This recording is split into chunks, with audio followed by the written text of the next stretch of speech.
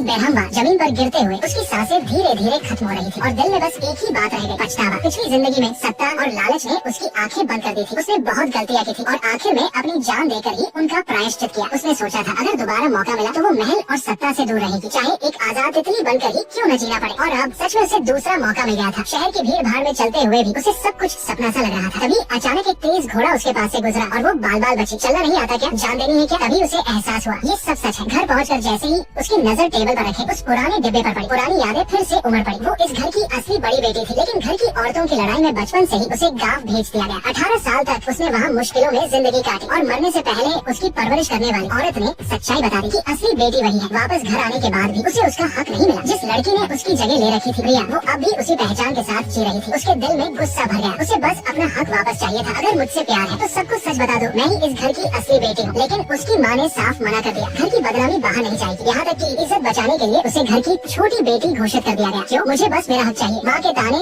और अपमान ने उसे अंदर तक तोड़ दिया। गुस्से में उसने रिया से भी सवाल किया, लेकिन बहस के दौरान गलती से माँ का हाथ कट गया और उसी पल माँ बेटी का रिश्ता पूरी तरह टूट गया। यादों से बाहर आकर उसने डिब्बा खोला। अंदर उसकी परवरिश करने वाली औरत का दिया हुआ लकड़ी का कड़ा था। तभी उसकी माँ अंदर आई। उसे लड़के के कपड़ों में देखकर गुस्से से भर गई। इसे सबक सिखाओ। नौकरानी ने बिना रहम के मारना शुरू कर दिया। दोनों नौकरानियां उसे बचाने की कोशिश करती रही, लेकिन अब वो चुप रहने वाली नहीं थी। उसने डंडा छीनकर जमीन पर फेंक दिया। पहले सोचती थी कि खून का रिश्ता है, अगर मैं अच्छी बन जाऊं तो शायद तुम्हारा प्यार मिल जाए, लेकिन अब समझ आ गया हमारे बीच हमेशा दीवार रहेगी। इस बार वो पूरी तरह बदल चुकी थी। पिछले जन्म में उसने जो कुछ हासिल किया वो सिर्फ माँ की नजरों में जगह बनाने के लिए था, लेकिन अब वो सिर्फ अपने लिए जीना चाहती थी। माँ गुस्से से काम उठी और उसे कमरे में बंद करने का हुक्म दे दिया। कमरे में आकर जब उसने अपना गहनों का डिब्बा खोला तो अंदर लगभग सब गायब था। वो हल्का सा मुस्कुराई। अच्छा, चोरी भी शुरू हो गई, अब हिसाब बराबर होगा।